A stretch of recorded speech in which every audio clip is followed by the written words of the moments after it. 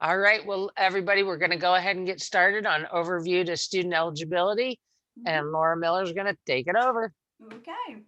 So Janet just did, review the whole application process. So now what we're going to look at is after a student applies for financial aid, what are the what makes a student eligible for Title IV funds? And I'm sorry, my dogs are barking. So we're going to start and look at the basics of student eligibility. Basically, what we're going to be going through, students have to meet a number of requirements to be eligible for Title IV funds.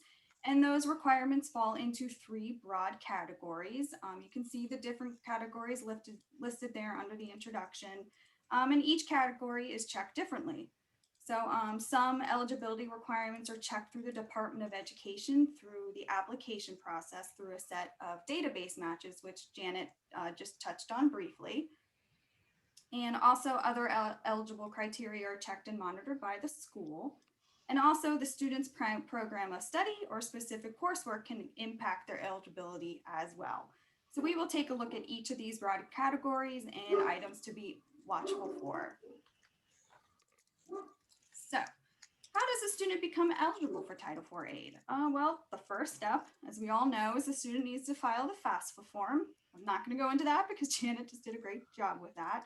Besides the FAFSA, the student must also meet certain criteria to receive Title IV aid. Some are general criteria for all students, such as acceptance for enrollment or a valid Social Security number. Other requirements are specific to certain Title IV programs, such as a student must be enrolled at least half-time to receive federal direct loans.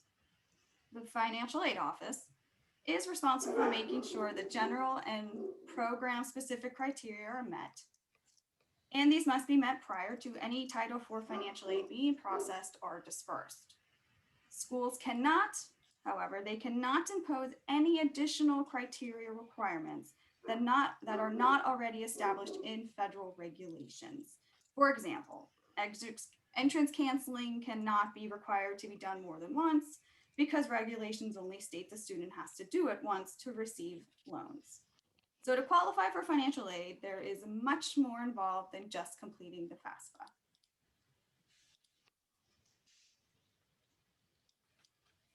So this slide is basically a little bit of a review of the application process. Again, I'm not going to go through it in depth because Janet just did that, and but I just wanted to reinforce the importance of completing the FAFSA form, the importance that the FAFSA is free to file. Nobody should ever be charged to file the FAFSA form. And also I wanted to go over, again, Janet talked about them, but the output documents that are received from the FAFSA. These are some things to remember for maybe later on. A student will receive what's called the Student Aid Report, or the acronym, SAR. The school receives what's called an Institutional Student Information Record, or the ISER. So the SAR and ISER are the two output documents that are received from the FAFSA. There are the acknowledgement for the paper, or not, if they didn't have an email that Janet went over. But SAR and ISER are the two main ones to remember at this point. So again, this is a screen that was what Janet went over, but what happens is once the FAFSA is submitted, the Central Processing System, or CPS, something to remember, processes application Yes, information on, Mr. Phillips. sorry, question, or everything's okay? Okay. So the CPS processes application information on behalf of the Department of Ed. And some of the information goes through a series of database matches. This is done to check the validity of the data provided by the student on the FAFSA. So data submitted on the FAFSA is compared by data held by these departments. So I know Janet went through and listed each one. She had a really nice slide to choose what does what, but I am actually going to be going in depth for each department and the database matches and what is checked. So we're going to get going on with that. I did want to mention that the VA is listed on here. Veteran status, the VA checks for veteran status. Veteran status is not an eligibility requirement, but VA serves to confirm the independent status for a student who answers yes to being a veteran on the FAFSA form. Another thing to remember that's important to remember is even though these database matches are done, the school must review a student's institutional, I'm just going to say ICER from now on, to make sure all general eligibility requirements are met before a student can receive Title IV aid. Now, when an ICER is received by a school, it will have different codes that inform the school of the results of the database matches. If there are problems with the FAFSA application, it will be rejected by the CPS. When this happens, an EFC is not calculated. The EFC is the expected family contribution. On the ICER, there is a reject code, and the reject code is entered in the financial aid administrator section of the ICER. And this information is reported to the student by the student aid report or the SAR. Both will have instructions for the student and for the financial aid administrator on how to correct the problem and what caused the reject. So that's reject codes, something to remember. In other instances, if the FAFSA application does not satisfy an eligibility requirement, a C code will appear on the ICER and the SAR. A C will appear next to the EFC on the first page of the ICER or SAR. If the record is flagged with a C code, some type of resolution is required. The SAR provides instructions to the student on how to resolve the problem, and the ICER to the financial aid administrators. The student is not eligible to receive Title IV aid until the problem is resolved. The school must collect documentation, resolve the issue, and in most cases, resubmit the student's ICER or SAR to CPS for reprocessing, which is most likely going to be a correction. An EFC is calculated but cannot be used until the C code is resolved. I wanted to say for reject codes and C codes and comment codes, two good resources to use are the ICER guide and the SAR comment codes and text guide. These are both guides that they're good to refer to clarify or understand what a specific reject code or C code means and how to resolve it.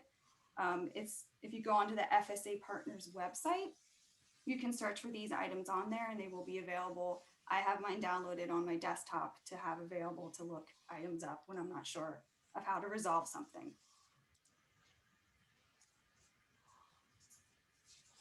Okay, so many of the general student requirements are checked by the application process. That's in the first column on this screen. So everything checked by the application process and the database matches are in that first column. I'm not going to list them because we're going to be going through them. Some criteria have to be checked and monitored by the school itself. That's in the middle column. And a few are not specifically checked by the school or the CPS, but the school is responsible to resolve if conflicting information exists or is brought to the school's attention. Those items are listed in the last column. So let's look at some of the highlights from each of these broad categories of criteria. Before we dive into all of those though, in addition to the general criteria, there are other factors that affect eligibility for Title IV programs. These factors include prior degrees, enrollment status, remedial coursework, correspondence study, which is different from distance education, and also program of study. So what I wanted to do, try to break things up a little bit, is there's a few questions we're going to go through. If you want to put them in the chat, if you want to yell them out, whatever you feel comfortable doing. I am not able to see the chat, unfortunately. I only have two screens. But the first question is what we just went over. They were listed in the column. What are the three broad categories of student eligibility requirements? This is a little bit of a longer answer, so I'll give you a few seconds if you just want to think about it to yourself. If anybody wants to say the answers, you can. If not, I'll. If they put them in the chat, Laura, I'll tell you. Okay. So it is the three broad categories that we just went over. Like, again, it's a long answer, so putting in a chat might be too much. But pretty much the criteria is checked by the application process is the one. Criteria checked and monitored by the school is the second one. And criteria not specifically checked, but must be resolved if the school has what's called conflicting information. All right, everybody okay with that? Okay. So the next question, schools may impose additional general or Title IV program specific eligibility requirements that are not already established in the federal regulations. Is this true or false? May schools impose additional eligibility requirements? Now, keep in mind, both Janet and Laura mentioned this one.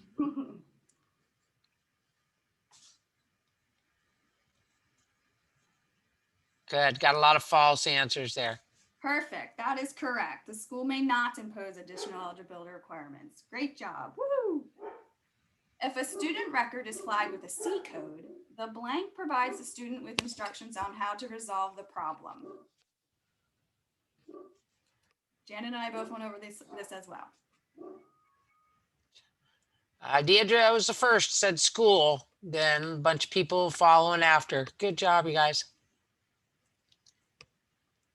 So yeah, it would be the student aid report is what the answer is looking for, because it's what provides the student with instructions. The school's correct too. The school's going to tell the student how to resolve the problem as well. Yep. But the output document would be the student aid report. Right. Okay. Yeah, and you know what? I said school too, and how many times do I tell the student, yes, that information would be on your FAFSA as well. But the school's absolutely correct.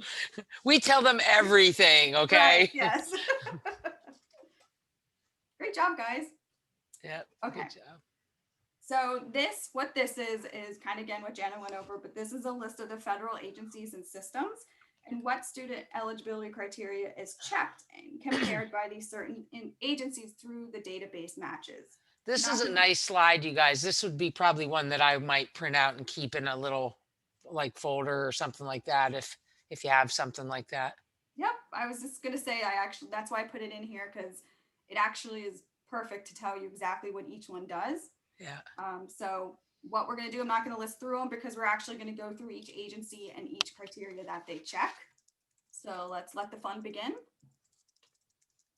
Okay, so for the first thing, to qualify for Title IV aid, a student must, we're going to go over the citizenship status, but they must be a U.S. citizen, a U.S. national, or an eligible non-citizen. So U.S. citizens include native of Puerto Rico, the U.S. Virgin Islands, Guam, or the Northern Mariana Islands.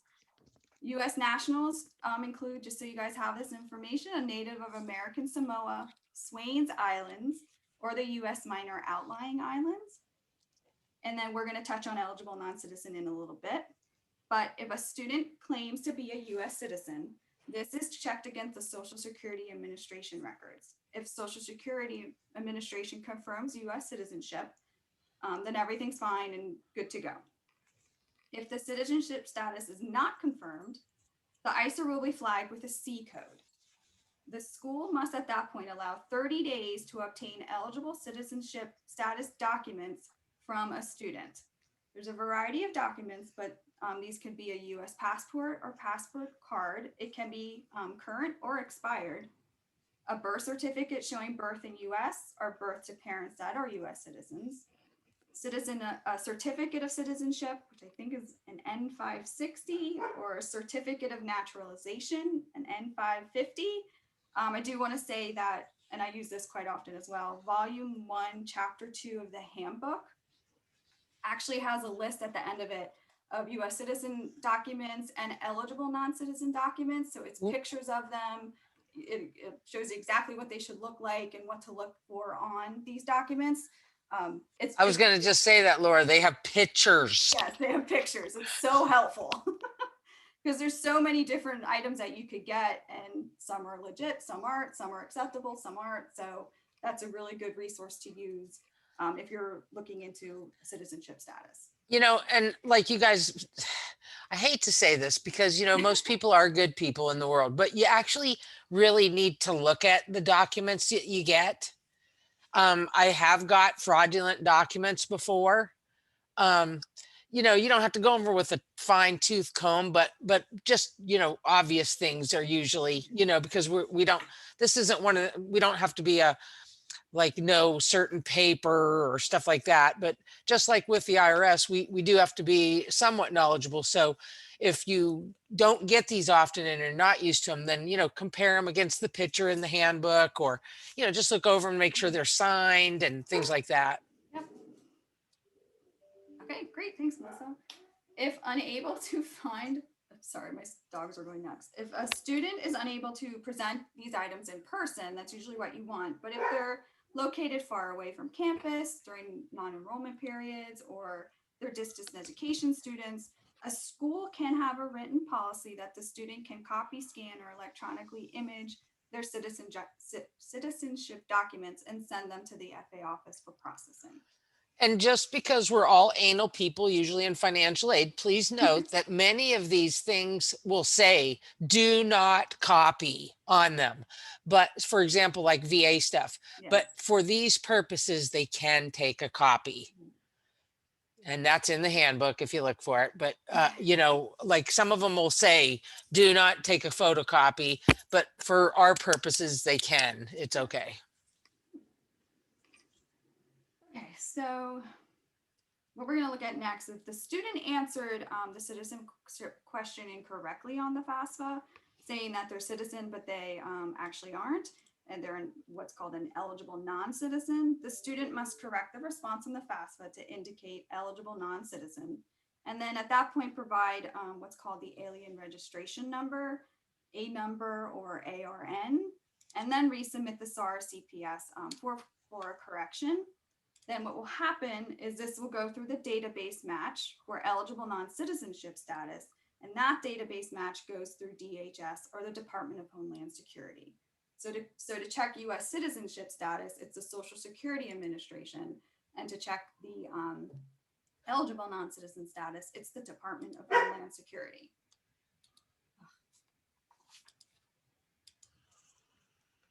Okay, so go through the eligible non-citizen status. They are eligible for Title IV aid. An eligible non-citizen in general is an individual who is in the US for other than a temporary purpose with intention of becoming a citizen or lawful permanent resident. Examples of non-citizens, eligible non-citizens include lawful permanent residents. Actually, what Janet just showed at the end, it showed lawful permanent resident as with an I-551. Citizens of the Federated States of Micronesia and the republics of the Marshall Islands and Palau. Also included, I think these were listed, what Janet showed as well on the FAFSA section was conditional resident aliens. I believe they get a green card of I-551C, I think it said. Refugees, asylees paroled in the US for at least 1 year. Cuban, Haitian, and conditional entrants. Victims of human trafficking. Victims of domestic violence who are eligible for federal benefits under the Violence Against Women Act. Persons considered lawfully admitted for permanent residence under the Jay Treaty of 1794. Again, this is where we're saying memorization is not needed, but this is information that you can find in the handbook, or Ask Regs. I use a lot for information about this as well. Now, the student's claim to be an eligible non-citizen is first checked through a primary check, which is a database match through the CPS and the Department of Homeland Security when the FAFSA is completed. If the primary match confirms the student's eligible citizen status, the ICER and SAR will contain a comment and no further proof is needed. If the status cannot be verified through the primary match and the student provided his or her alien registration number on the FAFSA, the CPS will automatically submit a request to the Department of Homeland Security for a secondary match. DHS will then check its files for documentation that supports the student claims to be an eligible non-citizen. Oh, she's on the book. When the CPS receives results of the secondary match, an ICER or SAR will be generated with the results. If the status is confirmed, no further action is needed. So the school should wait at least 10 business days, but no more than 15 business days for a result from the receipt of the initial ICER for these primary and secondary matches. If the primary or secondary match does not confirm eligible non-citizen status, or the school doesn't receive results within the 10 to 15 days, or the school has conflicting information about the student's immigration status, or the school has reason to believe the information reported by the student is incorrect, then the next step is the school must initiate the electronic third step verification process. The student will need to provide electronic documentation to the school of their eligible non-citizen status. The school then submits a copy of this documentation for electronic confirmation through the Department of Homeland Security's SAVE system. Now, SAVE stands for, I actually had to look this up, I can never remember it, is Systematic Alien Verification for Entitlements. You don't have to memorize or remember that, but that is what the SAVE system stands for. But before the information can be submitted through the SAVE system, the A number, as well as all the identifying information on the FAFSA, the name, date of birth, and social security number, must be correct on the FAFSA as well. So the school must submit valid documents through the SAVE system within the 10 business days of receiving them. If no response in 15 days, and you, the school, have sufficient documentation and no conflicting information, the school must make their own determination of the student's eligibility at that point. The third step verification through the SAVE system is not used for purposes for victims of human trafficking and qualifying relatives, battered immigrants and designated children, Native American lawfully admitted, or for permanent residents under the Jay Treaty of 1794. You don't use a SAVE system for them. They have different documents that you would have to get from the student to prove that they are that eligibility status. And also, I'm sorry, I should have been on my next slide. So that actually is what it's not used for, is listed there. And then the last section there is the school is not held liable if the correct steps, timelines, and procedures are followed for citizenship status. So if you go through the correct procedures, you don't get anything back even from the SAVE system. If you have proper documentation, you can move forward with your deciding determination of the student's eligibility. Okay, so just another few questions. The first one, some of these are told you to remember. What is the name of the system the Department Ed uses to process FAFSA data? You can yell it out, you can type it in, you can think it to yourself. I'll give you a few seconds.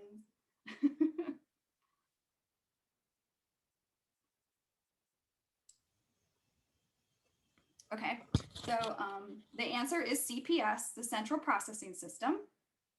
So again, I'm sorry.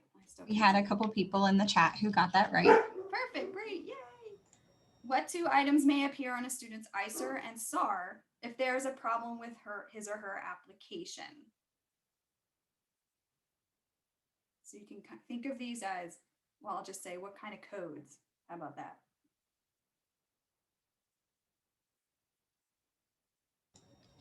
Good, we're getting a lot of correct responses, Great. Reject or C code. Wonderful. So yep, it's reject codes if there's problems with the FAFSA itself, or C codes. Those are usually for eligibility requirements that aren't satisfied.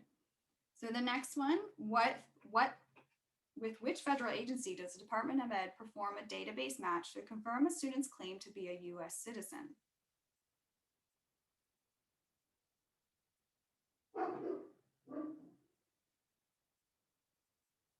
Okay, so this answer is Social Security Administration. Sorry, Grace.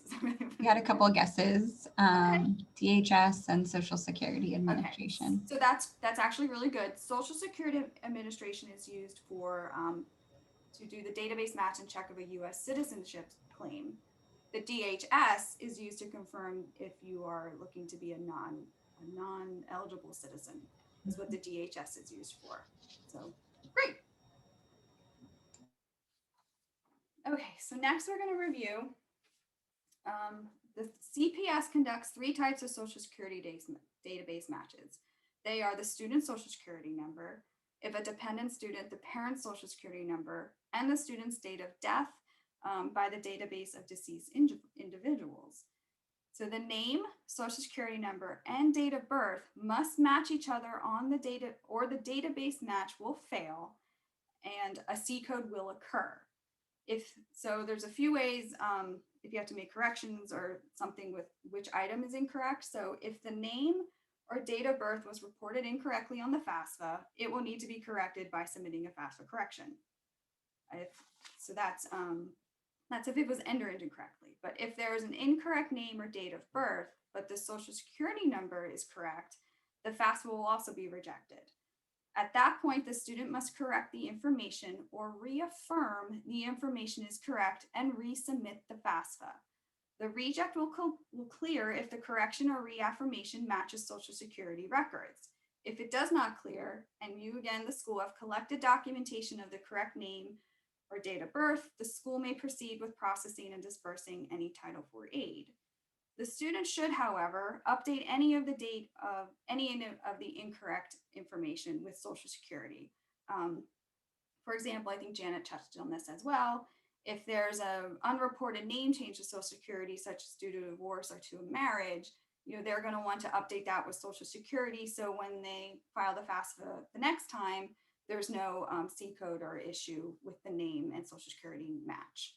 Oftentimes when students come in and they're not sure, I just say, what's on your Social Security card? Is it up to date with Social Security? That's what you put in there. Even if it's not really the name you're going by right now, whatever is on your Social Security card is what you're going to use. So it's just a little tidbit to remember. Laura, that is like one of the big things nowadays at my school anyway. I'm seeing a lot of students that we allow preferred names for the rest of the university, but unfortunately in financial aid, you are who you are until you update your social card. So, we have students that are transitioning and we try to be sensitive to those facts, work with the students as best we can.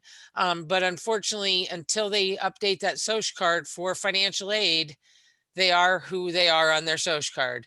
I actually had a girl this year that was using a random name all through high school. Her transcript said the random name.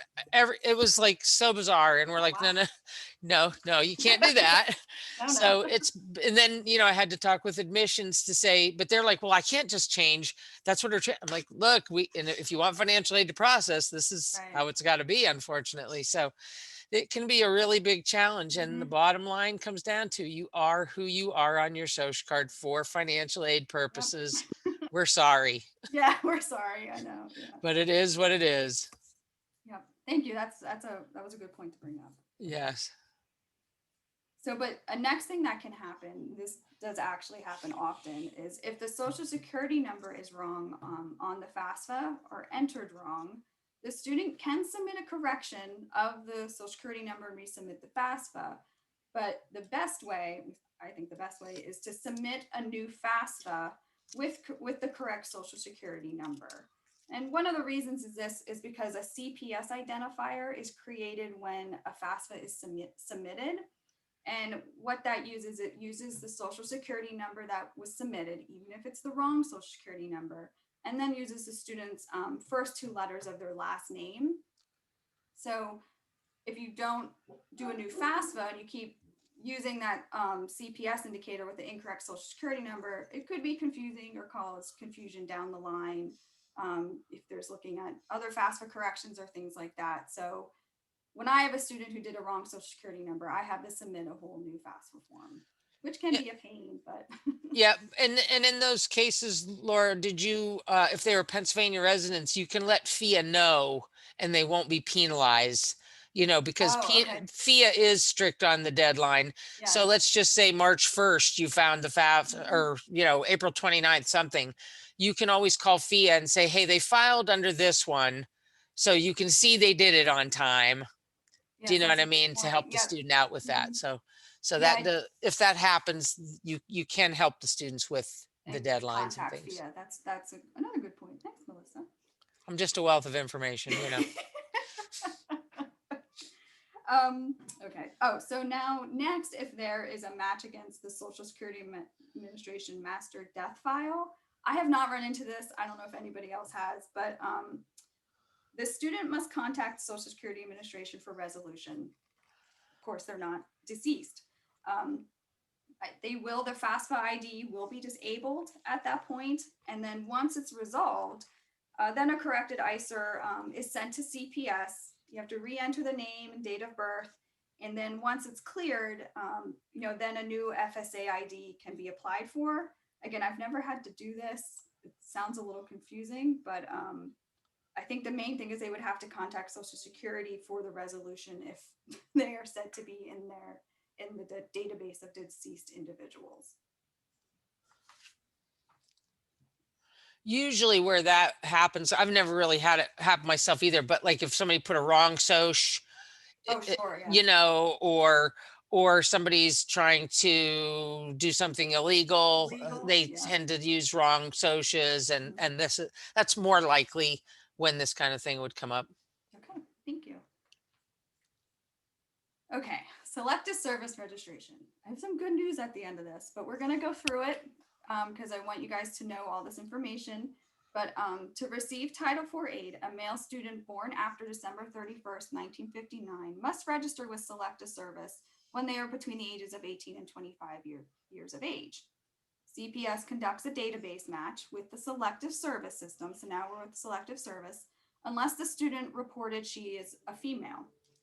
If the ISER SAR includes a common code confirming the student is registered with selective service, everything's fine. There are several exceptions allowed. A few of them are if they're below the age of 18. I know Jana said, you can answer on the FAFSA to have you be registered if you're under the age of 18. Also, if you're born before January 1st of 1960, if you're a non-citizen who entered the US after the age of 26, a non-citizen who entered US as a lawful non-immigrant on a valid visa. There are a few more, but those are the main ones. And then what happens then if a database match fails, if you don't follow any of the exceptions and you didn't register, and the database match fails to confirm that you are registered, all Title IV aid must be withheld and loans may not be originated until the student's status is resolved. The student can provide documentation he is registered, or you can go on this sss.gov and look up to see if they're registered, or that they're not required to register, or they did not knowingly and willfully fail to register with selective service. They submit this information to selective service. A letter is sent back. Usually it's just stating from selective service that they could not determine the student's eligibility, and it is up to the school to make a determination. The school at that point determines whether the student knowingly and willfully failed to register. So if they knew they had to register and they just didn't register, that's not a reason to not be registered. The student should provide a complete picture as to why, and factors like this could be where the student was living between the ages of 18 and 25, was the student incarcerated, their citizenship status. So that's the selective service part. Kind of went through it quickly. If you have questions, just throw them out there. But I kind of went through it quickly because the email that Melissa sent out hot off the presses, this includes, as of Friday the 11th, there was an electronic announcement about the early implementation of the FAFSA Simplification Act. And part of this act includes the removal of the selective service requirement for Title IV eligibility. Whoop, whoop, yeah. We're all happy. Okay. Yeah. This one isn't a hard one. It's just a time-consuming one because most schools will go out and look these up for students because it's faster for us to look it up than wait for the student to send it to us. So this will save a lot of time for people. Yes, so it's just an extra step that we will not have to worry about. So. And usually people on your campus, higher up are going to find ways to waive checklists, or, I mean, like for us at Pitt, I don't know exactly what they're going to do, but they'll have a way to waive the checklists and update student forms to not ask the questions. So I'm sure everybody else will be kind of going through that. But you'll be happy because it'll be a lot less stuff you got to do. Yeah, I mean, you're going to have to, obviously, with your director in your own office, figure out your policy moving forward, because obviously the questions are on the FAFSA. It's still going to get flagged if they're not registered, but you don't have to do anything to, moving forward if they aren't registered with selective service. And I think it said in the email that they will be sending emails to students who were flagged because they weren't registered or something like that, to let them know to contact their financial aid office. Oh, um, great. See what Why their do they do eligibility that? is.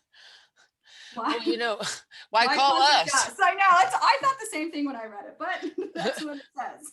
Now, I also saw where they're going to still have those questions on the FAFSA for 22, 23, Yes. but that they should actually come off for 24, 25, which seems Correct. like forever away, right? Yes. Yes. But I'll take it. We'll take it, right? Yes, yes.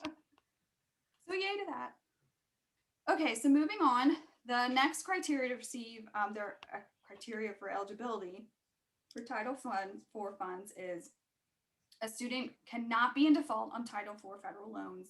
They cannot owe an overpayment of Title IV grants or loans, not have borrowed in excess of the annual or aggregate Title IV loan limits, have paid in full any fraudulently obtained Title IV funds, or not have any property subject to lien for debt to the federal government. So no Title IV aid may be processed or dispersed until a default, overpayment, exceeded loan limits, fraud, or judgment lien have been resolved.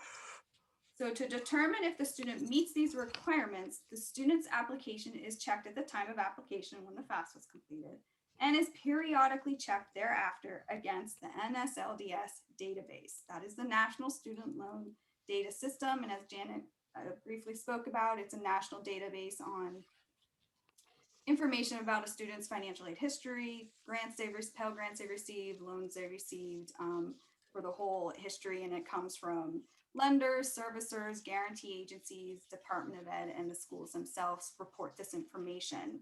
So the NSLDS database is what gets reviewed to see if these students are in any of these, if they're on default or overpayment. So if there is an issue, though, a C code will occur. So the schools use the NSLDS financial aid history information from the student's ISER to confirm eligibility. Once the student's eligibility is established, you are not required to recheck NSLDS data prior to dispersing Title IV funds, unless a subsequent system generated ISER or SAR indicates a change in eligibility based on the new NSLDS data. So maybe a student has, since receiving funds, has defaulted on a federal direct loan. So this is called a post-screening. I don't know if you ever heard anyone say post-screening. This would be a post-screening ISER that is received, and at that point, and we'll review how to help students get out of these issues. But at that point, the issue would need to be resolved. So next thing I want to talk about is transfer students. Transfer students are reviewed a little bit differently. A school must use the Department of Ed's transfer student monitoring process to attain the NSLDS financial aid history information on a transfer student. The transfer monitoring, do I have this on the next slide? I do. The transfer monitoring process has 3 stages. The first one is to inform. The school must inform NSLDS which students to monitor. Next, NSLDS monitors for changes in the student's financial aid history. And then NSLDS alerts the school of any changes to the student's status on the monitoring list. This is something I actually learned. Schools must wait 7 days before dispersing Title IV aid after the request for monitoring, unless the student obtains unless the school, obtains NSLDS info by directly accessing the NSLDS professional access online at the NSLDS website, which I believe is listed on that Word document that's Melissa created. So I've always just gone on and looked at NSLDS for students, but if you don't do it that way, then you would have to wait the 7 days before dispersing any aid after you request the monitoring of a transfer student. On a side note on that one, you would want, you are likely, the folks attending the session are likely not the ones deciding when that monitoring gets sent and retrieved, but it's something that you definitely want to pay attention to the timing, because you wouldn't want to be sending up that monitor list the day before the term begins and then holding everyone's disbursement for 7 days. You just want to be careful just when you time that, because it will hold everybody that's on that monitoring list for disbursement. Usually your systems are set up to automatically hold those disbursements. So if you're doing transfer monitoring in your system, it's pulling a report and you're sending it up, your system already knows not to disperse any aid for the next 7 days. It'll put a hold on in most cases. That's the way it'll be set up. But that's a mistake to avoid making. Great, thank you, Good Grace. point. Yeah. Okay, so moving on. What we're going to review now is how to, we just went through what could help make them ineligible. So we're going to review how to help a student if they are in any of those situations. So if a student, for a defaulted loan, a student must want to either pay the loan in full, or there are a few options. They can, one, enter into a satisfactory repayment arrangement with the loan holder and voluntarily make 6 full on-time consecutive payments. I think this is one of the main ones a student does that I've worked with or helped with when they are in default.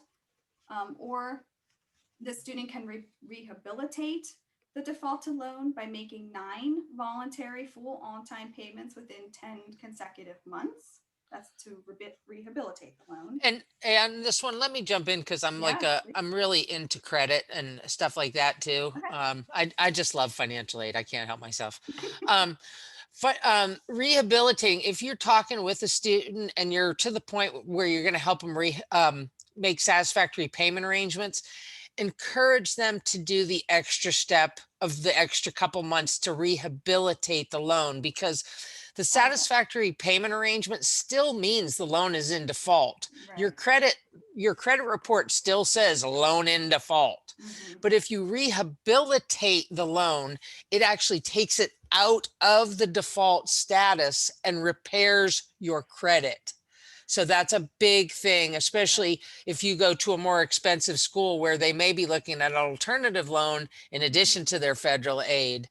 But always important when dealing with the student's credit anyway. So that just if you run into one of those, do the extra homework to learn a little bit about it, or call me or text me or email me or whatever, because it really is worthwhile taking those extra couple months if they can do it. To rehabilitate it. Thank you, Melissa. That's great. I'm probably going to look into that myself.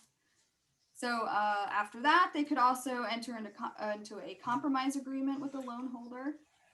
They could include the defaulted loan in a direct consolidation loan to repay, in a consolidation loan, but after voluntarily making 3 on-time consecutive full monthly payments prior to going into consolidation, or agreeing to repay the consolidation loan under the income-based, income contingent, pay-as-you-earn, or revised pay-as-you-earn repayment plans. So that's another option. I believe the payment plans will probably go into more depth in the loan session. And then a final way is a student may also regain eligibility by having the defaulted loan discharged through bankruptcy, or by demonstrating a loan that is in active bankruptcy is dischargeable under applicable bankruptcy law. I don't know how often this happens, but a Title IV loan is generally not dischargeable unless the repayment is an undue hardship to the student. So in the past, Laura, this has been really difficult. Almost nobody gets through, but they are becoming a little more soft on these. So stay tuned. Okay. Stay tuned. So next we'll go over the orange boxes, and these are overpayments other than default status. So for a Title IV overpayment, the student must repay the overpayment in full or make arrangement satisfactory to the holder of the overpayment to repay it. If a student borrowed in excess of Title IV loan funds, if the student did not inadvertently or accidentally borrow the student loan, in excess, they must pay it in full. But if a student borrowed a loan accidentally, exceeded the annual or aggregate loan limits, the student must repay excess amount or make arrangements with the holder of the loan. This is what's called a loan reaffirmation agreement. So this can be done as well if a student accidentally exceeds borrowing. I know this might happen. It might be on the school's fault if a school accidentally originated and dispersed loan funds in excess of what the student's actually eligible to receive. So that's that information. I don't want to go there yet. So I do want to put in here as well as If you are looking up information on NSLDS, because sometimes if they say it's in good standing, the loan's in good standing, they made their payments, NSLDS takes time to get updated, so it's not instant. So even if a student is in good standing, or they say they've made their payments, rehabilitated the loan, and you check NSLDS for confirmation, it still might show that the loan is in default. So what you're going to want to do is obtain clear documentation that the situation has been resolved before processing or dispersing Title IV aids. Title IV aid, normally documentation, would come from the entity reporting the defaulted loan or overpayment. A lot of times we would request a letter from, their loan servicer stating that the loan is back in good standing. But just to remember that NSLDS may not be showing this. Right. Good point. One other thing, Laura, I'm sorry, I had to No, go do ahead. something real briefly. I wanted to ask folks, do you know offhand whether your school reports overpayments or if they send money back on behalf of students? Like, for example, we would, if a student got into a situation where they weren't eligible for the money, we would send it back and the student would owe us. Now, the Department of Ed actually encourages schools to report overpayments to them. And it's a good idea, but a lot of places don't want to do it because of the time involved, and it effectively stops a student from going anywhere else. And do you know what I mean? Because the student may owe you money and you sent the money back, so now they owe you.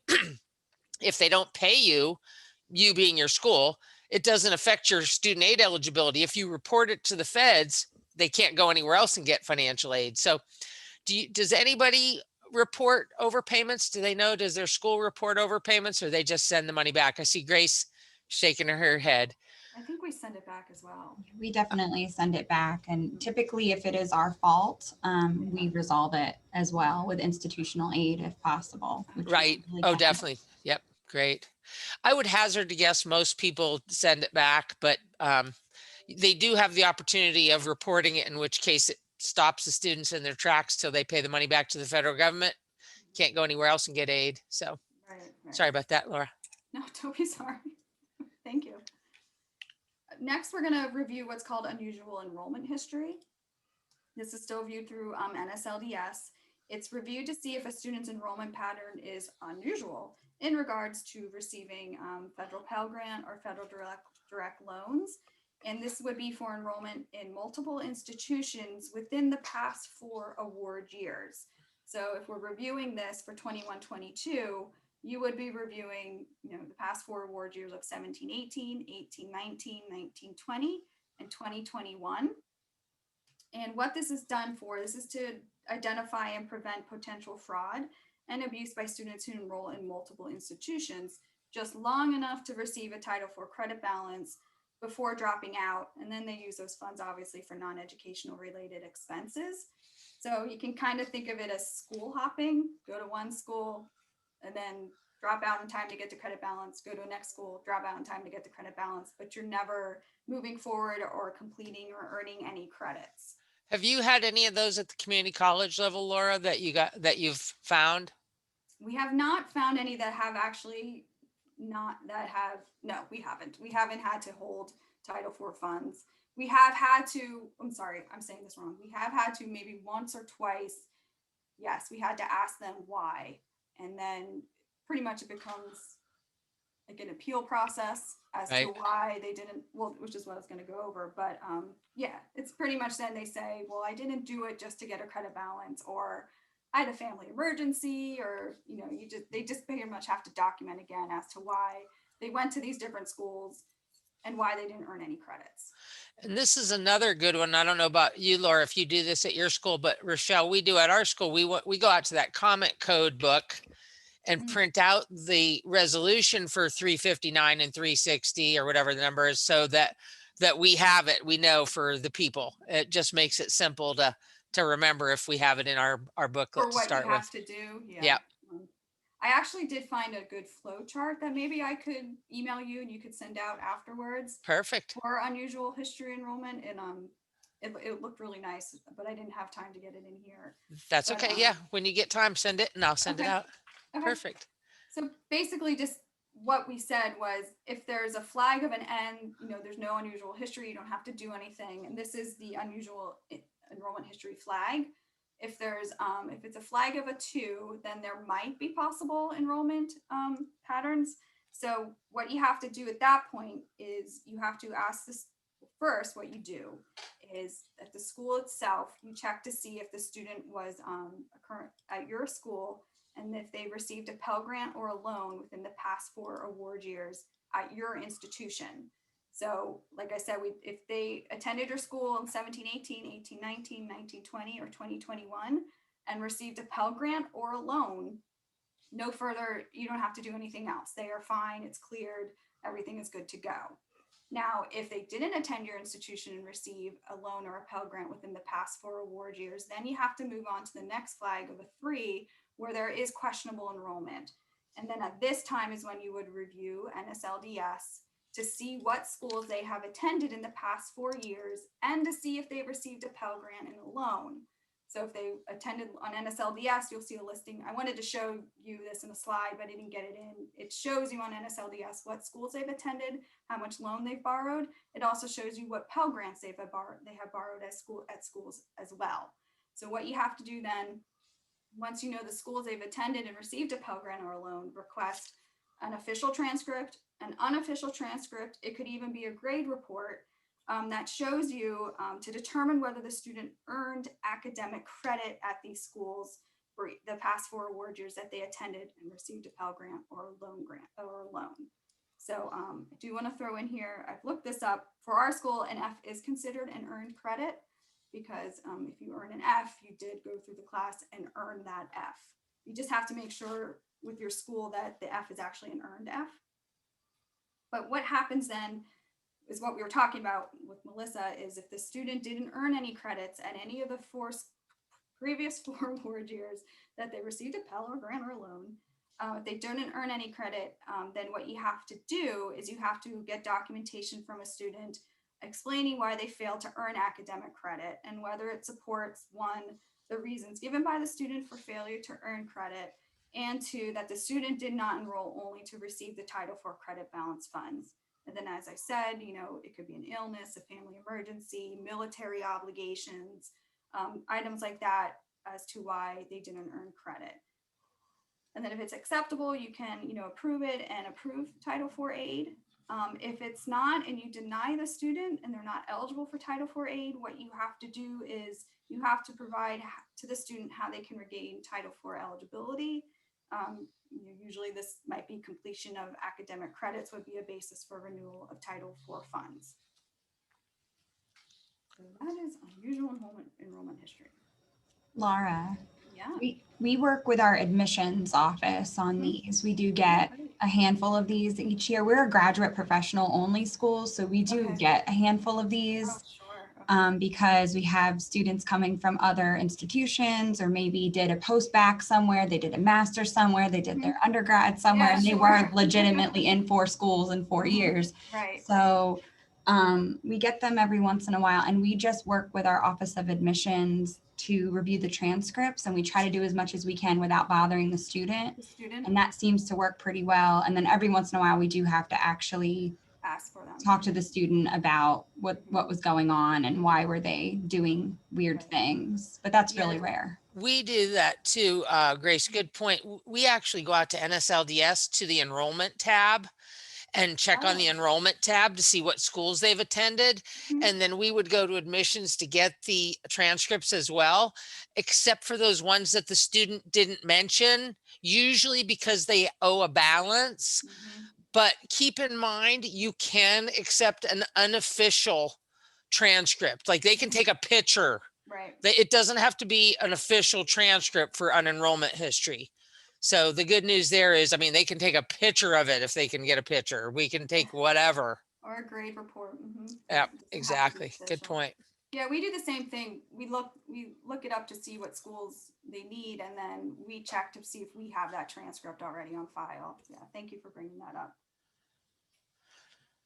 Okay, so next is drug convictions. I'm not going to spend a whole lot of time on this because good news, yay. This is also in the FAFSA Simplification Act that this is no longer going to keep a student, so suspension of eligibility for Title IV aid for drug-related convictions that occurred while receiving Title IV aid. That is actually going to be removed as an eligibility criteria. So I'm going to go through it quickly because I'm already at an hour. So, but pretty much there's different types of drug convictions. There's a hold file where this is basically kept on file with the Department of Ed and CPS. If a student is kept in a hold file due to there's a court sentencing for the conviction for drugs, then this would show up on as a C code, and the student would have to contact the Department of Ed at that point. There's also, they can self-report on the FAFSA. There's a question about self-reporting if they've been convicted for the possession or sale of controlled substances while enrolled and receiving Title IV aid. If this happens, if they answer yes and it's a FAFSA online, there will be a series of questions they have to answer next. So this is still remaining on the FAFSA. So if they happen to answer yes to this question on the FAFSA at this point, these questions are still going to be asked.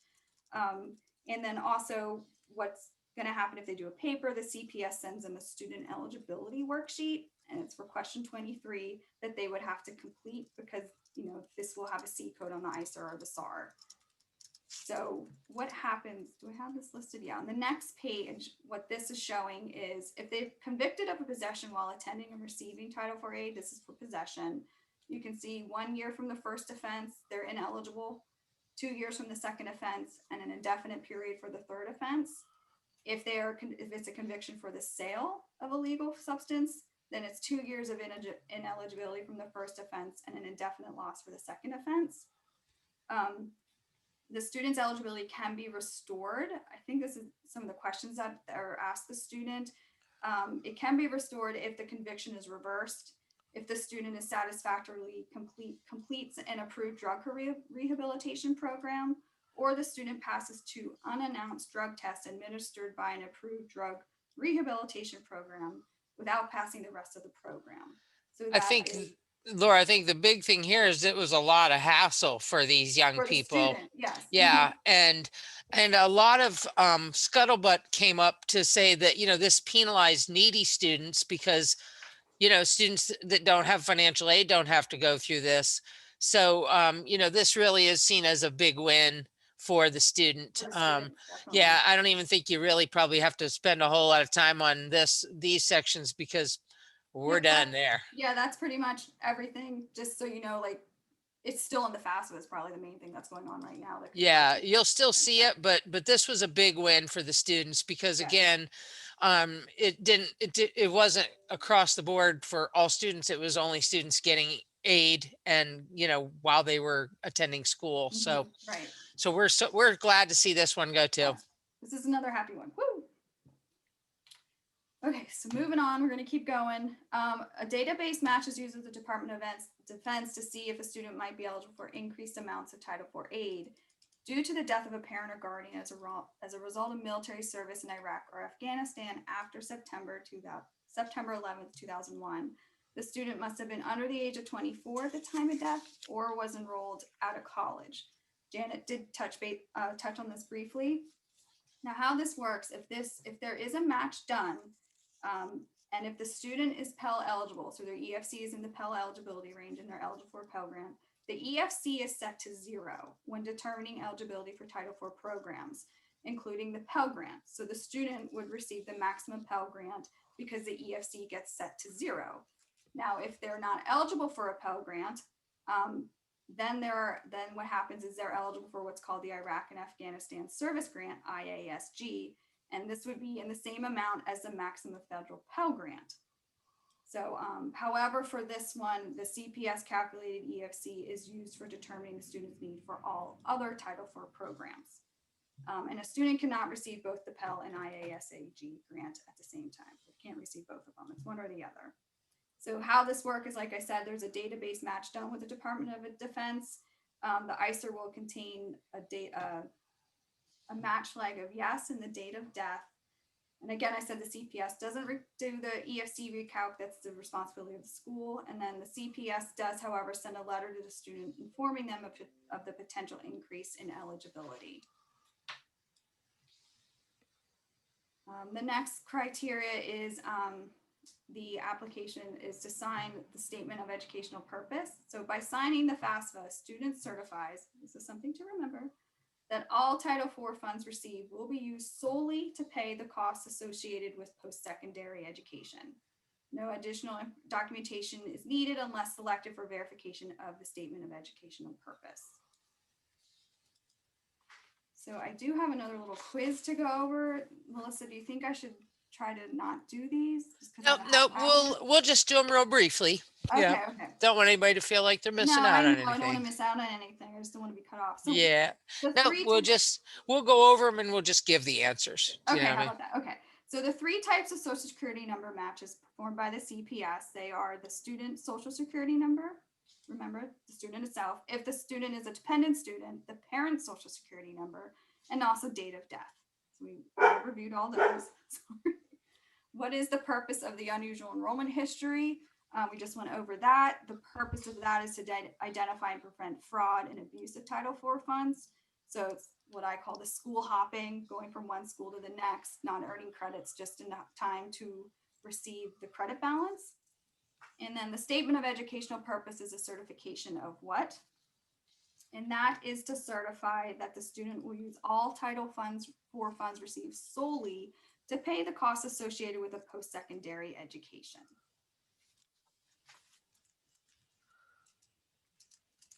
Oh, there's another one. My goodness. To resolve a defaulted Title IV loan through a satisfactory payment arrangement with the loan holder, the borrower must. So this is actually good because what Melissa was talking about, the satisfactory payment arrangement, is the first one to make 6 consecutive full on-time monthly payments. But then to rehabilitate the loan, which Melissa suggests, which is a great idea, is to make the 9 consecutive payments within a 10-month time frame, because it's, like she said, best to try to have the student actually rehabilitate the loan. And here, I just wanted to show a little lion cub relaxing, take a deep breath. We've gone through tons of stuff and we have tons of stuff to go through, but just I wanted you to take 5 seconds and take a deep breath and just say you guys are doing great. And I know it's a lot, but just look at the cute lion cub. There you go. Thank you. That was a good one. I like that. Okay, so next what we're going to do is we're going to review the criteria monitored by the school. This includes academic credentials, academic progress, financial need, and individual program eligibility requirements. So the first one is academic credentials. The main thing is to meet school eligibility requirements. The school must admit as regular students only persons who have a high school diploma or recognized equivalent, such as a GED. A regular student is a student enrolled or accepted for enrollment at a post-secondary institution in a program for the purpose of obtaining a degree, certificate, or other recognized credential offered by the institution. Conditionally admitted students are not eligible for Title IV funds. These could be students that might be taking a class on a trial basis with possibility of no cost to them. They are not admitted as regular students, so not eligible for Title IV aid until they are actually admitted as a regular student. Okay, so we're going to keep going. We're going to go on to, yes, to receive Title IV aid, a student must have a high school diploma or recognized equivalent, homeschooling at a secondary level, or, this is a fun one, an ability to benefit alternative. So what the ability to benefit is, the ATB, it's to demonstrate ability to benefit from the training of post-secondary education. So this is for students who don't have a high school diploma or its equivalent. So just remember, if they do have a high school or its equivalent or homeschooling, they're fine. But for the ATB, the ability to benefit, how this works is it's based on the enrollment of the student. If the student enrolled prior to July 2012, the student may do one of the following to be eligible. They could pass an ATB test. They can complete a minimum of 6 credits, or they could complete a Department of Ed approved state process. As far as I know, I think it's only Washington and Wisconsin have that. And then if your self-study guide on page 41, there's a list of ATB tests listed that are eligible for a student to take or as an ATB alternative. So if you enrolled prior to July 2012, you could have done one of these three alternatives to be eligible for Title IV aid without having a high school diploma or recognized equivalent or homeschooling. So it changed then.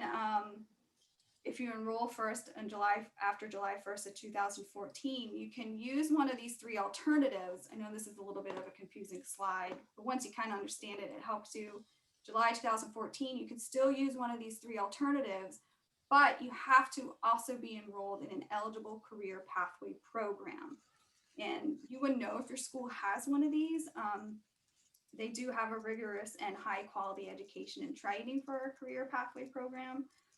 They have a secondary and a post-secondary requirement to them. We'll be touching on this a little bit more later on, but mainly for ATB, if they were enrolled prior to July 2012, they could have used these three and they would get grandfathered in to be able to be eligible for Title IV aid. If it's after July 1st of 2014, they were first enrolled, they can do these three alternatives, but they have to be in that eligible career pathway program as well. So that can be a little confusing, but we don't get too many of them, but it is an option out there for students. Okay, the next one, academic progress. So academic progress could have its own entire day-long session itself because there's so much involved in progress. So I'm going to try to do my best to just touch on the main basics of this because I am getting short on time for you guys. But so the main thing for academic progress is it has to have different standards for the academic progress. And the first one is qualitative standard. So your academic progress policy at your school has to have a qualitative standard, which is a grade point average or comparable qualitative measure. It's not stated what it should be. So different institutions may have different standards. However, programs are longer than 2 academic years must have a C average at the end of the second year of attendance or academic standing equivalent to their graduation requirements. So that is a qualitative standard. It's looking at the grades of a student and basically the GPA of a student when you're doing the evaluation of progress. The SAP policy also must have a quantitative standard, which is the pace a student is completing their classes. This is to be sure a student will complete a program in a certain maximum amount of time. So to figure out the pace for a student when you're doing your SAP evaluation, a student's pace toward completion program of a term-based credit hour program can be calculated by dividing the cumulative number of hours the student has successfully completed divided by the cumulative number of hours the student has attempted. So that's how you figure out the pace of a student. We're going to try to do a little bit of an example. The other thing is the maximum time frame has to also be reviewed for students. And what the maximum time frame is, a student must demonstrate progress towards finishing a program within 150% maximum time frame of that program. So let's look at it at, it can be measured in attempted credits or actually calendar time. But for an example, let's say a bachelor's degree program has 120 credits. So the student needs to be complete and graduate the program within 150% of the program. So how you figure that out is you take the 120 credits needed to graduate to complete the program and you times it by 150% or 1.5, and that equals 180 credits. So the student to complete the maximum time to be completing the maximum time frame has to complete the program within 180 credits. And you can kind of look at it as pace and maximum time frame go together because the pace is the minimum percentage of coursework that must be satisfactorily completed for a student to complete the program within the maximum time frame. So if you review a student at the end, they need to be completing, just an example, 67%. They have to be completing their credits attempted, 67% of them, to be able to complete the program within, let's use the example I just did, of the 180 credits. If they're not on that pace, they're not going to be on pace to keep that maximum time frame either. Good. So that's It's very complicated. yes, it's very complicated. It's a lot to throw at you in just 2 minutes, but Yeah. that's the main. Suffice to say, your school will train you on Yes. how it applies to your students, Mhm. because everybody's going to have a policy. And because we didn't have anybody that was brand new today, and probably because most people's school got over in April or May, your offices are probably in the thick of this right now, or just getting done sending out letters and stuff like that. So this is probably fresh for people. So to keep moving on with academic progress, there's a thing for all general students, same as or stricter than. This means that the SAP standards for Title IV aid recipients must be the same or stricter than the school standards for students in the same academic program who are not receiving Title IV aid. It also means a school may have a stricter SAP policy than the federal minimum requires. It cannot be less strict, but it may be more strict. And then that middle is just explaining the 3 components of the academic progress policy. And the next component is when academic progress must be checked, the frequency of the evaluation.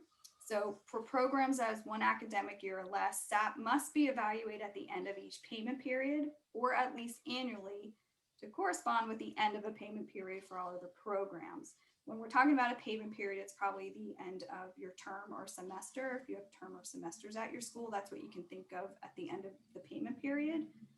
A program longer than 1 academic year, then SAP must be checked at least annually, but still coincide with the end of a payment period. So if your school chooses to review your academic progress at the end of each payment period, so you can kind of think of at the end of the fall semester, at the end of the spring semester, by choosing to review more frequently than just once a year, this allows for the school to gain flexibility of using a financial aid warning SAP status.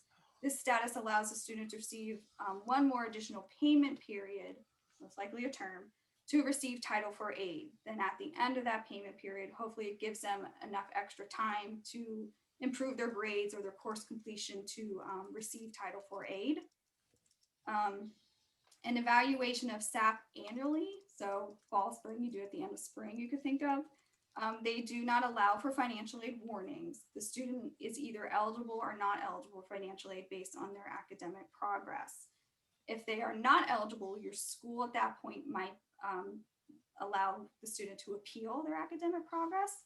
A school does not have to allow a student to appeal, but if you do, then your school SAP policy must allow appeals for the student, then provide information regarding why they failed to make SAP and what has changed in their situation that will allow them to meet SAP standards going forward. So again, some examples for this may be death in the family and illness. Actually, as everyone's talking about, especially with PJs, this happens with progress as well, everything with going on with COVID, things like that. So also, if the appeal isn't approved, then the student is put on a probation status. This gives aid to the student for the next payment period only, and the student is expected to meet established SAP standards at the end of the next payment period. If the student does not meet the standards at the end of the next payment period, then the student loses Title IV aid eligibility until standards are met. However, to help the student out a little bit more, if a student is determined that they're going to need more than just 1 payment period to get back on SAP progress standards, a school can allow what's called an academic plan. So there's no specific requirements of an academic plan. It's usually developed by the financial aid office, academic advisors, faculty. And then what happens is while the student is on an academic plan, SAP must be reviewed at the end of each payment period. A student may receive Title IV aid if they are meeting the requirements of the academic plan that was developed, and it allows them to keep their financial aid if they are meeting the standards of that plan that was developed. I think I said that already. So that's SAP in a nutshell.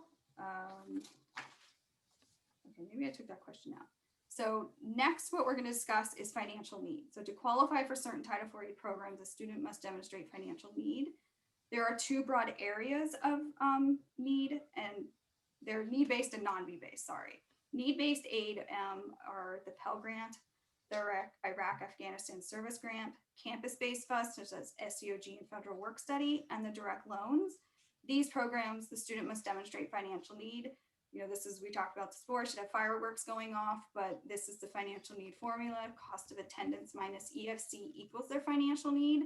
So they have to demonstrate financial need to be eligible for those programs. So non-need based aid, this is a direct unsubsidized loan, direct plus loan, teach grant.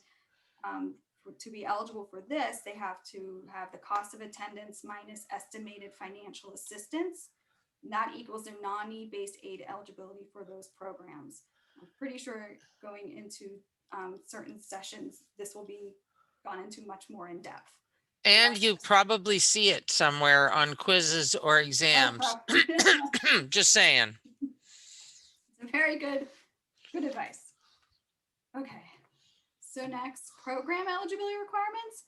So in addition to all general eligibility requirements required for students, there are specific requirements for certain Title IV programs. I'm not going to go into this in great depth or a lot, but for example, you can think of it as a student must be at least half-time for a direct loan, and a borrower must complete entrance counseling and an MPN. That's specific to the loans. A Pell Grant is for undergraduate programs, and a student must not have completed a bachelor's degree. That's, you know, something for the Pell Grant. These are just two examples. There's other many criteria for different types of programs. But for more information, if you go to Volume 1, Chapter 6 of the FSA Handbook, or you can go within the information about the program itself in the handbook. So you could read about the Pell Grant or the Loan Grant to see what's exactly needed for those programs. Okay, so I wanted to do a little progress check with you just to help you give it an idea. So what this is a school must complete, a student must complete 67% of all their courses he or she attempts. And then it's checked on an annual basis.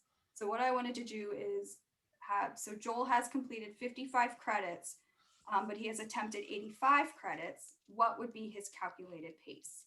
So remember, to figure out pace, you take the number of completed credits by the attempted credits. Say that right? I feel like I said that backwards. Okay. So we get 64.7. That is correct. So, or if you can round, 60.647. And then based upon the institution's SAP policy, is Joel making SAP? And this would be no. Joel's not making SAP because his pace is only 65% and the school requires a 67% completion rate. So that's a little touch on looking at academic progress and the pace for you. Next, sorry, I have others in here. If Joel is not maintaining satisfactory academic progress, what could he do? Joel could appeal the decision or reestablish SAP eligibility on his own without Title IV aid. Now, if he doesn't appeal and you approve Joel's appeal, what would Joel's status be? His status then would be financial aid probation. So there is financial aid probation if you approve an appeal. There's also financial aid warnings, but that's if you check your SAP progress at the end of a payment, every payment period. That's when you have a warning. But if you approve an appeal, they're in a financial aid probation. Okay, we're rolling right along. Next one we're going to check is in the last column. This is criteria checked not by the application process or necessarily by the school itself, but what this is, it's criteria that could exist and must be resolved if there's conflicting information. So some of this conflicting information is obtained about a student that is different from information received or available, and that may impact the student's eligibility for Title IV aid. And any conflicting information you receive, I mean, it could be something within the department, it could be information you receive from another department, it could be information you receive maybe even from a sibling that could cause conflicting information, and it's all information that needs to be resolved. If you have a school newspaper that you put out and you put in there when students get arrested, then you are responsible for knowing that, for example, for say the drug question when it was imposed. So it goes even as far as that. It's a whole university's job to do financial aid. We just happen to be the ones that do the most of it. So, okay. So next, this is criteria not specifically checked. One thing to look out for is for dual enrollment students. these are students that, I'm sorry, I just completely lost my train of thought. So if a student is considered to be enrolled in elementary or secondary school, they cannot be considered for Title IV aid. Or if a secondary school is giving credit for courses taken at a post-secondary school, the student is not eligible and is ineligible for Title IV aid. So that's, I'm sure many of us have dual enrollment students. That's something to look out for. Another factor that can affect Title IV eligibility is a judgment lien on a property for debts owed to the U.S. This usually isn't forthcoming from people, but it might happen if a parent's applying for a Parent Plus loan, or might come up if a student's doing a special circumstance and they told you about this. And this would be taken care of once the judgment is paid in full or in satisfactory payments. So this is fraud. Did I miss a page? Oh, I did. I didn't talk about incarceration. I'm sorry. So incarceration may affect a student's eligibility as well. So basically what's going to happen is there's two different eligibility criteria if a student is incarcerated in a federal, state, county, or local penitentiary, prison, or jail. A student is Pell eligible if they are not incarcerated in a federal or state penal institution or subject to involuntary civil commitment upon completion of a period of incarceration for a forcible or non-forcible sexual offense. I didn't know how to put that in my own words. So they're not Pell eligible if they're incarcerated in a federal or state. Federal and state does not include juvenile justice facilities, jails, penitentiaries, or correctional facilities under the jurisdiction of local or county governments. So otherwise, they're not eligible for Pell, but they would be eligible for SEOG and federal work study funds. Now that's for Pell Grant. If they, as for loans, students are not eligible for the federal direct loans. Does not matter where they are incarcerated in federal, state, or county or local, they're not eligible for the direct loans at all. But if they're in county or local governments, then they could be eligible for a Pell Grant. And there are some pilot programs going on. I don't know if any of your schools participate, but you would know if your schools participate in any of these pilot programs. Next is if a school feels there is fraud being done by a student, and this is they could be lying or cheating about information they're providing. Examples could be identity theft, knowingly giving false information on an admissions application, FAFSA, or professional judgment. Or it can include receiving aid with no intention of actually ever attending class or completing credits. If a school suspects fraud, the school must report information to Department of Ed's Office of the Inspector General, the OIG. There's all the information on the screen for you of where to contact and how to contact the Office of the Inspector General. Okay, we're getting there. Doing good. Educational coursework. There are some education programs and coursework that may affect the student's eligibility. The first one would be correspondence, and this is different from distance education. Correspondence coursework is limited. There's limited interaction between the instructor and the student. The interaction is not regular and substantive and is initiated primarily by the student. This type of coursework is eligible to receive Title IV aid only if the course is part of an eligible program leading to an associate, bachelor, or graduate degree. So then there's distance education. The main difference between correspondence and distance education is that there is a regular interaction between the instructor and the student.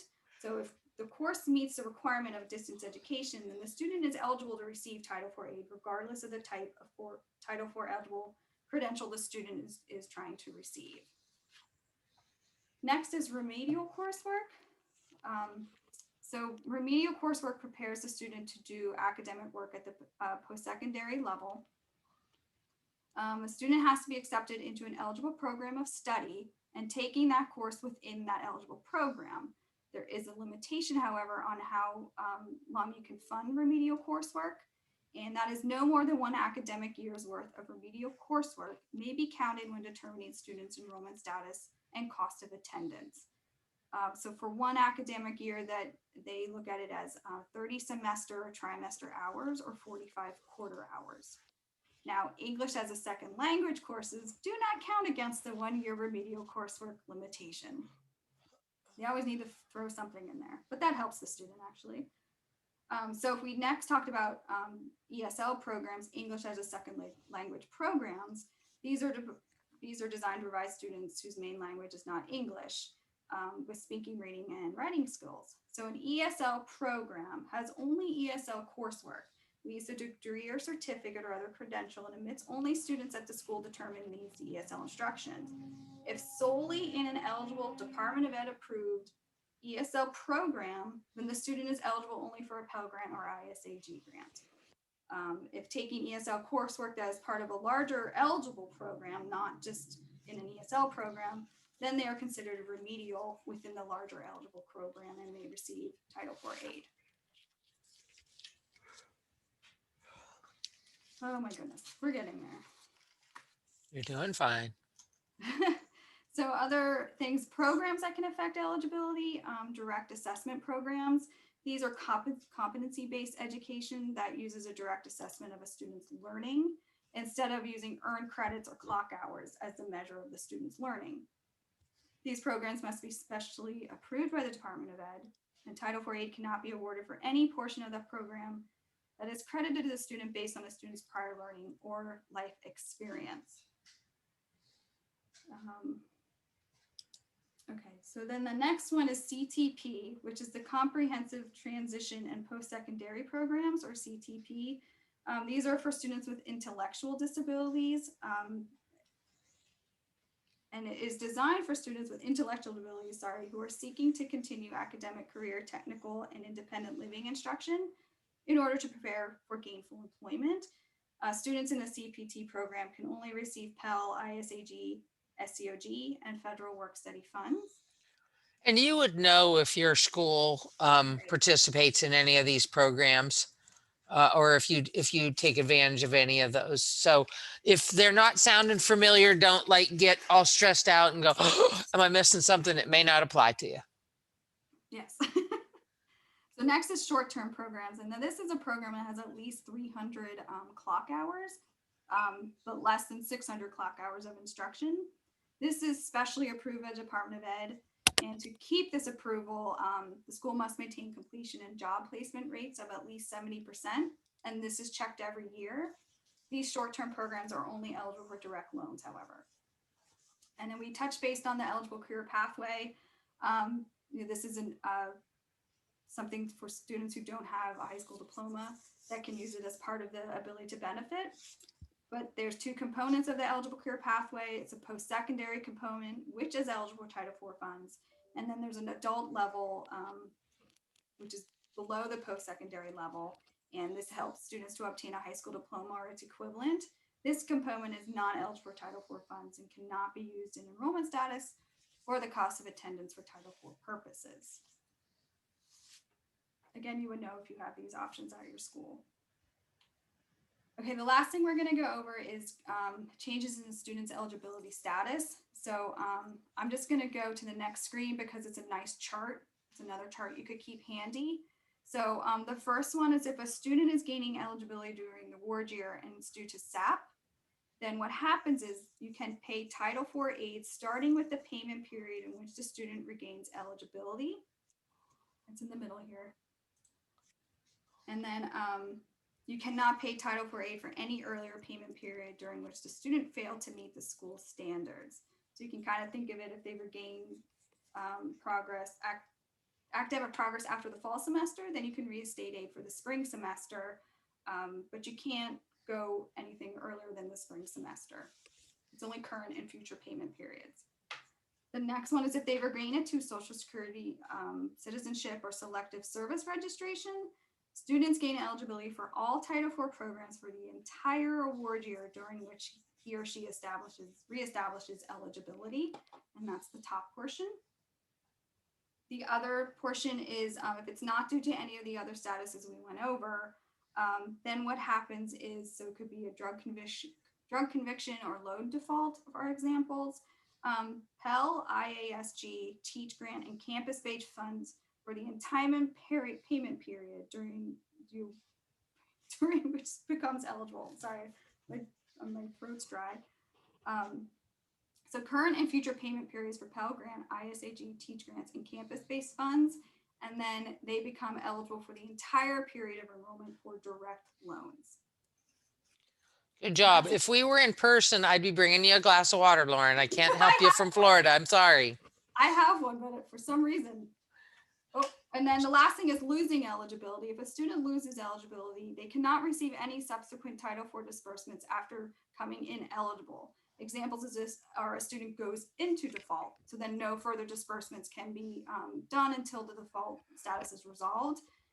There is one exception, and that is if it's a change in citizenship status, then you're not required to take action to prevent subsequent disbursements for that award year. However, the following award year, the student will be ineligible unless citizenship status issue is resolved. Move up one slide there on that one because that one's not up there.